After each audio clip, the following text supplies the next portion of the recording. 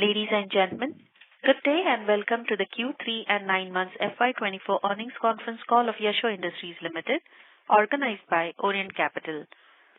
As a reminder, all participant lines will be in the listen-only mode, and there will be an opportunity for you to ask questions after the presentation concludes.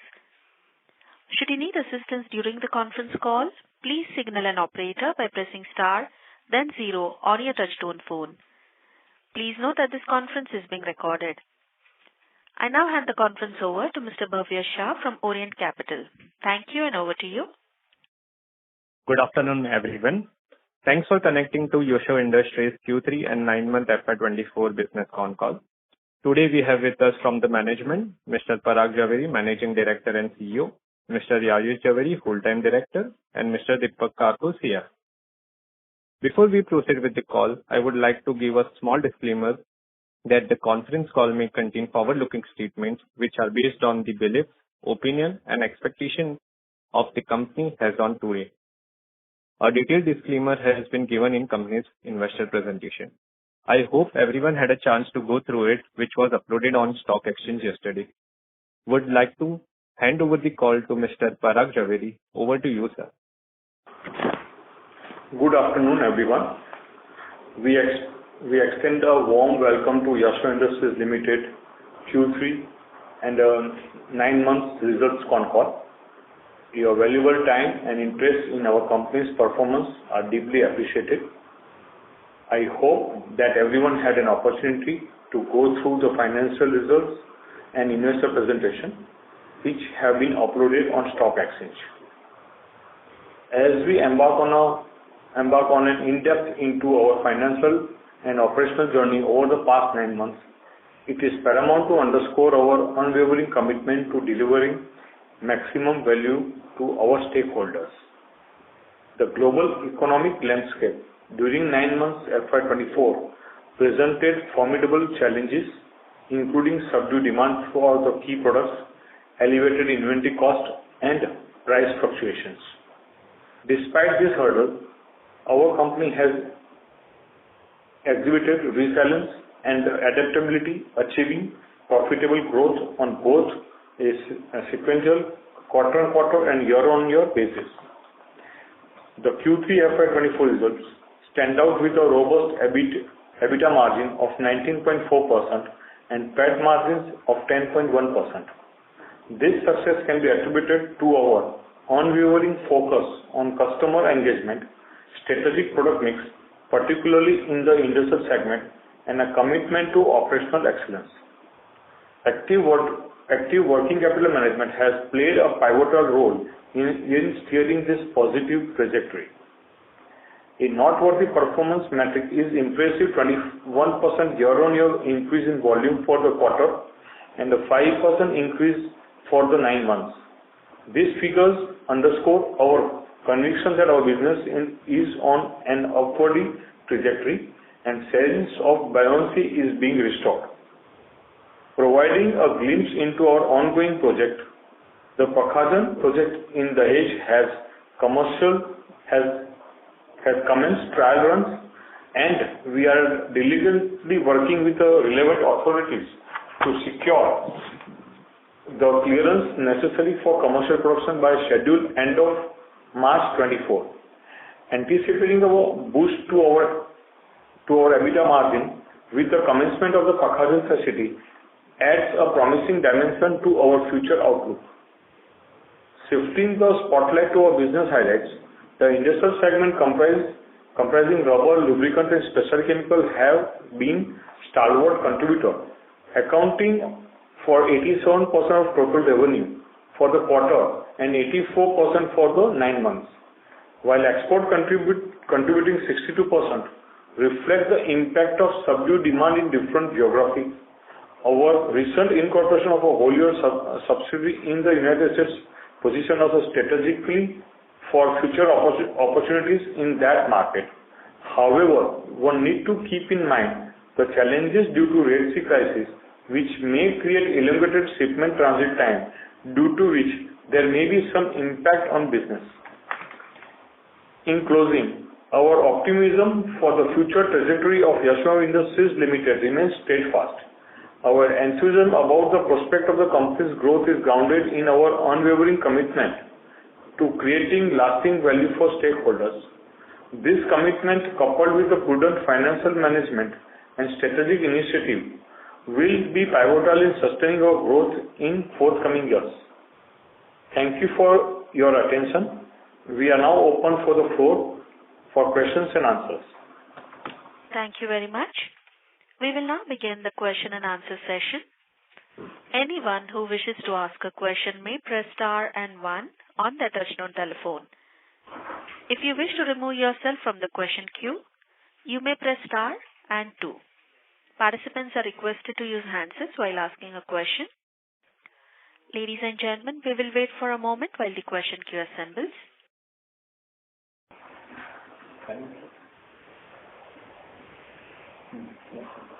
We have a first question from the line of Aman Thadani from Solidarity Investment Managers. Please go ahead. Hello, sir. Thank you for the... Thadani, can you use your handset mode, please? You are not very clear.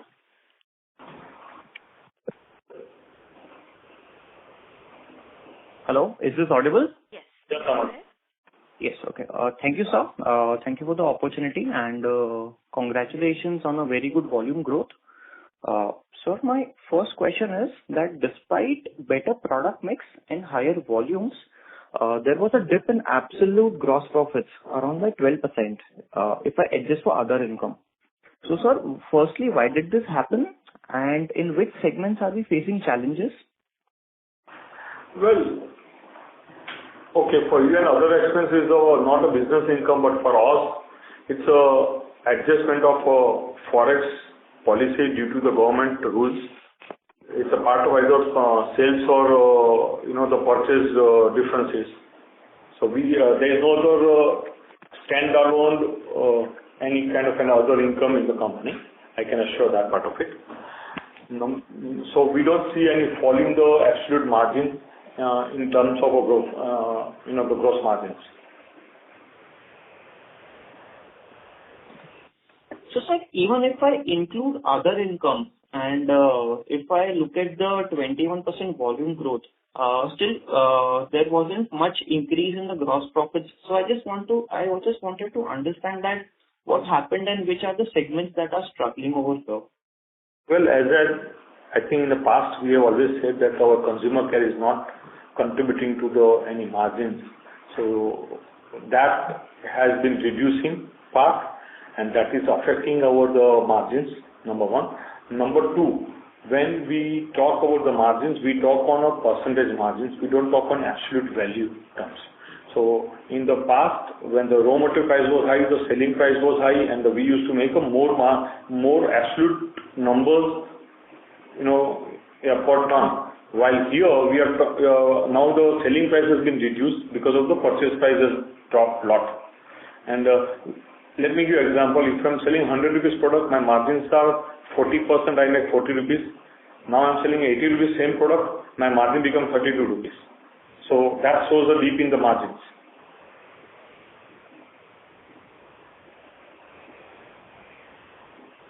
Understood, sir.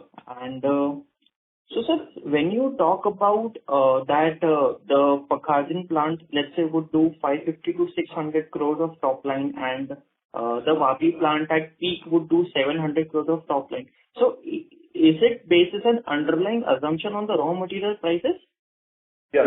Now, well, there could be a little bit downward can happen, because that assumption was done before when the prices was high. So if you look at the today's things, then the Vapi could do about 650, not 700, and Pakhajan could be in the range of 550 to 600. So little bit downward will happen. Can you just repeat among your questions, please? So, sir, my question was, since when we earlier guided that Vapi could do 700 to 750 crores at peak and Pakhajan could do 550 to 600 crores at optimum capacity utilizations. So under what raw material prices was that guidance made on? See, the Vapi guidance was definitely at the previous thing. So now Vapi we revised to 650 to 700 crore as a maximum top line as per the current prices. and the Pakhajan could be in the range of 550 somewhere, not up to 600, but 550. That's a slight dip because of the raw material, but I can say that we are now experiencing some price correction of raw material, and we are seeing that it is inching upward, but slowly, not at the speed the way it has dropped. Okay, sir. And so my second question is, sir, in the last con call, you mentioned that the scenario would improve from Q4 FY24 onwards. So since we are already 1 month into Q4, are we still facing the challenges that we faced in the first 9 months? No, we see there is some spark already. Now we have to wait and watch that does this spark convert into fire or it just fizzle down. So it's too early to comment on that going forward how, but it looks promising. Okay. So my third question was, what was capacity utilization in Q3 FY24 and what is it currently? See, in FY24 capacity there was at about 88 to 90%. Right now we are back at about 85% utilization. Okay. And so my last question is, has the customer already started the validation process from the Pakhajan plant? No, not yet. Since our trials are only started, we need to complete the trial, and then we needed a certain government approval. When the customer looking at a validation, they look at all the compliance, not only the start of the plant, but they also need to have a required certification. So we already started working to apply for the certification, and we hope that within the next 4 to 8 weeks we should receive all that thing in place. Okay, great, sir. So that was it. I will get back in the queue. Thank you so much. Thank you. Ladies and gentlemen, to ask a question, please press star and 1 on your phone now. We have a next question from the line of Manan Poladia from MKP Securities. Please go ahead. Hello. Hi, sir. Am I audible? Yes, Manan, you are. Yes. First of all, sir, congratulations on posting a good set of numbers. Sir, my first question is with respect to the Pakhajan plant coming online in Q1 FY25 next year. So, when you say this 600-700 crore is the peak revenue potential, what sort of utilization levels will you be looking at for, say, FY25 and FY26? Okay. Let me correct this. Number one, peak utilization revenue could be 550 as per the current prices for Pakhajan, plus minus somewhere. In FY25, we are anticipating as an average 50% utilization, which will happen gradually over quarter on quarter. We anticipate to utilize up to 90% in the last quarter of FY25, and FY26 full year should be a full utilization. So that is 90%. Okay. And as far as how we're coming to this utilization number, do we have some sort of soft commitment from our clients, or do we have contracts in place or something of that sort, or are they spot sales? Well, we do have somewhere commitment with the customers, soft commitments. People shown keen interest, and on that basis we are doing this assumption. And also we anticipate that the full approval or the full validation might take 3 to 6 months, and that's why we are saying that the slow utilization in the first 2 quarters, and then third quarter onwards we expect a better utilization of the plant. Correct. So my second question is with regards to a slide in your presentation where you speak about product A, B, C, and the third product that you speak of, and you've written about potential market size at 3,000, 2,000 crores, etc. Could you just give us a glimpse of what these products are specifically, and how have you arrived at the potential market size calculation? Well, these are the products fall from the industrial category. I cannot give beyond that any much information on that. This is a number what we arrive from a market intelligence what we have, or what we gathered through our customer interaction over a period of last 12 to 24 months. Correct. Right, sir. I understand. Thank you. I'll get back in the queue. Thank you. Thank you. Before we take the next question, would like to remind participants to press star and 1 to ask a question. The next question is from the line of Manish Gupta from Solidarity. Please go ahead. Thank you for the opportunity, sir. My first question was, if we assume a peak revenue Mr. Gupta, of... please Your voice is not clear. Is this better? Yes. Okay. My first question is, if we assume a peak capacity in Vapi of about 650 crores, is it fair to assume that the peak EBITDA of the Vapi facility would be give or take about 120 crores? 120, 130 crores? Yeah, somewhere in that range. Okay. The next question I had, Parag bhai, was that why is our depreciation reduced in this quarter? Manish, because we follow the depreciation, there's no much addition during the year for the Vapi, and that's the reason the depreciation, the assets are now actually getting used, amortized over the period, so that's why the depreciation has reduced now.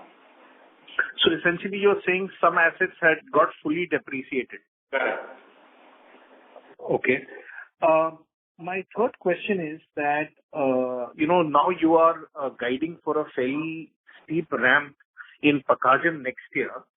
Have we also tied up for working capital debt that we will need as we ramp up Pakhajan?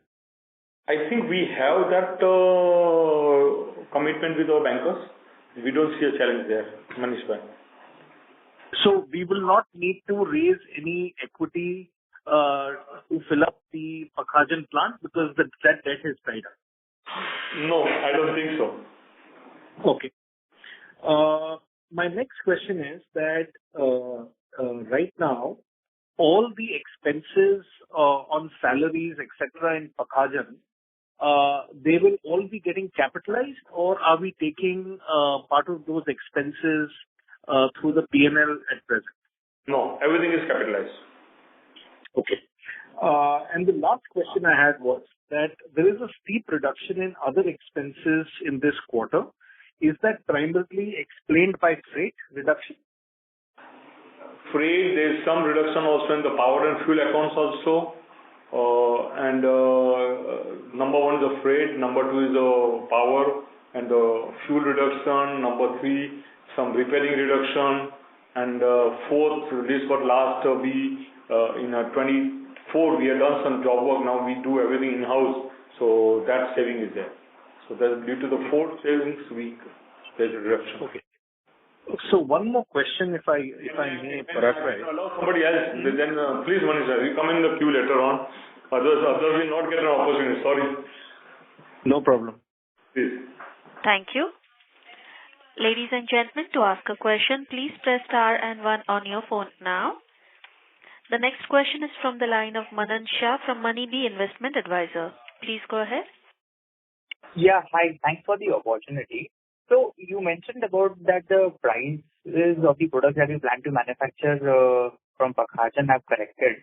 So have the raw materials that are used for these products also corrected? I mean, are we confident that we can maintain the 20% plus sort of margins that we plan to achieve over here based on these revised prices? Absolutely. Okay. And what has been the primary reason for this correction? I mean, is it a supply-led correction in the prices which has led, or there is a demand slowdown, or it is purely because of the correction in the raw material side? See, mainly the demand has not is glutted demand. Everyone knows that certain countries in Asia is not doing good. Demand is subdued. Even the Europe is still struggling. So these two continents are not supporting the overall demand and consumption. And second side, there is a production going on, so someone has to sell the product. Then do you think that when our capacity also comes online, there could be further correction in the prices in that case? Prices of what? Raw material or finished goods? No, the finished goods. Finished? Oh, come on. We are not coming with a capacity of 2 lakh metric ton. We are just coming with a capacity of 20,000 metric ton. So I don't see that will have a global impact of the prices. But our capacity would be roughly 10% of the market size, right? Oh, no. We are not. I think current phase one capacity should be less than 2% of the market size. Okay. So then you are very confident that our capacity will not result in any sort of disturbance in the pricing of these products. We are factoring this selling price. We already factored in the discount what we need to offer in the market. Right. Understood. My next question was on the debt side. Has the debt of the company gone up during the quarter? And if so, if you can quantify by how much? I think we said that the peak debt by the March end will be about 500 CR. That will remain that. Okay. This will be including the, even after working capital requirement for the new plant, our peak debt should remain at around 500 crores only. Yes. Okay, understood. Thanks. I'll get back in the queue. Thank you. Thank you. We have our next question from the line of Harshal Shah, an individual investor. Please go ahead. Hello. Sir, we are seeing a good volume growth. When do we see a pricing growth because we have a volume growth, but the revenue is dipping. So when do we see the reversion in pricing trend for Yasho Industries? Mr. Harshal, we don't anticipate to happen in the next quarter, but it may happen down the line 2 quarters somewhere where the market will rebound overall, the demand rebound overall in an Asian country and also in the European world. That time we might see some upward price going up. We already seen some price correction, but you cannot say that how quickly that's going to rise and how quickly that's going to have impact on our selling price. Okay. Thank you. Thank you. Thank you. We have our next question from the line of Manan Poladia from MKP Securities. Please go ahead. Hello. Hi, sir. Am I audible? Yes. Okay. So, sir, my question is with regards to margin. So, we've seen our operating margins come back to September 22 levels, which was our peak last year. And currently, we're back at that. So, I'm just curious, since you said that you track operating margins on a percentage basis, how should we look at operating margins in the next, say, 4 to 8 quarters going forward? At least for next 4 to 6 quarters or maybe 8 quarters, operating margin will improvise a bit, maybe by 2 points or somewhere as a company level, because we will be adding and selling more of an industrial segment which has a better margin. So we do expect at the company level the margin to improvise further. So, but when you say 2, you mean 200 basis points, like 2%, right? Yes. Yeah. So just following up to that, sir, you in your presentation you also mentioned that you are doing some debottlenecking, etc., with your new capex. That is all. No. I think there's a small mistake. There is no more debottlenecking happening. Vapi is totally saturated. There is no room. Only the room could be some of the capacity will be freed up by moving to the Pakhajan. We will add some different product, and that should give us a better markup. Okay. And within Pakhajan, are you looking at higher margins than your current going rate? Like more than 20%, 18 or 20%? Yes, obviously. Then only the company will, as a consolidated level, the margin will improve. The margin improvement mainly coming from Pakhajan. Okay. So you're saying the current plant is peaked efficiency at 18%, and whatever upward mobility will come from the new Pakhajan plant. Yes. Correct. Understood, sir. Thank you. Thank you. Thank you. Participants who wish to ask a question are requested to press star and 1 on their phone now. The next question is from the line of Anil Thakkar from Jalansh Advisors. Please go ahead. Hi, good afternoon to you. Am I audible? Yes. Yeah, just wanted to know what is the current debt level and what part of the total debt, what part is attributable to the Pakhajan facility, which is WIP? Out of 500 crore debt, 270 towards the Pakhajan and rest for the 2 and 300, another 30 crores is for the Vapi and 200 crores for the working capital. Okay, so 300 plus 270 and another 200, right? Yes.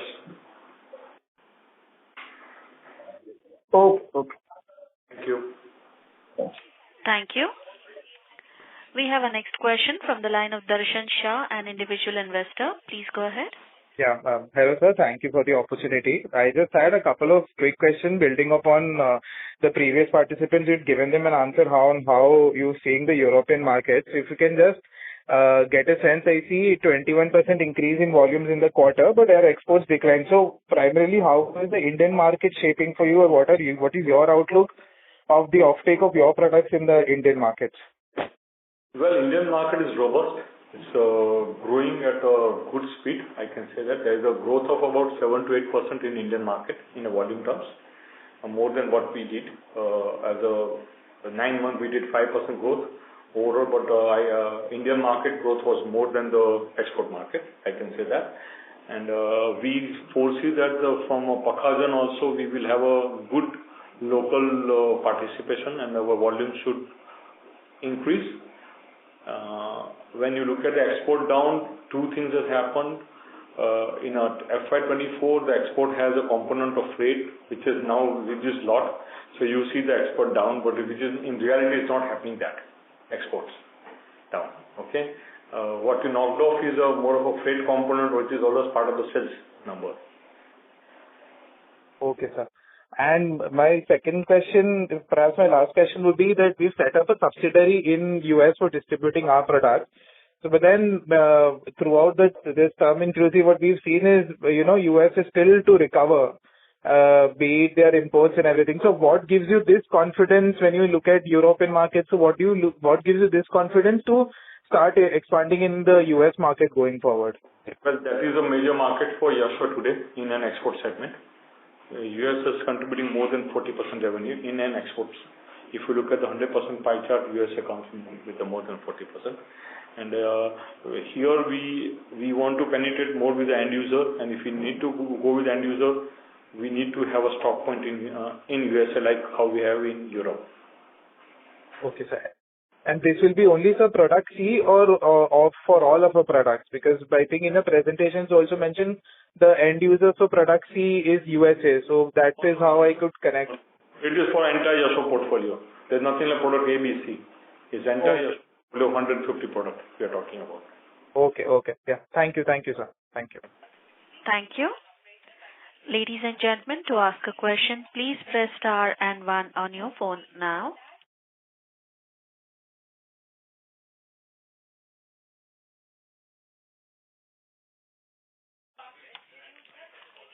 As there are no further questions, I would now like to hand the conference over to the management for closing comments. Over to you, sir.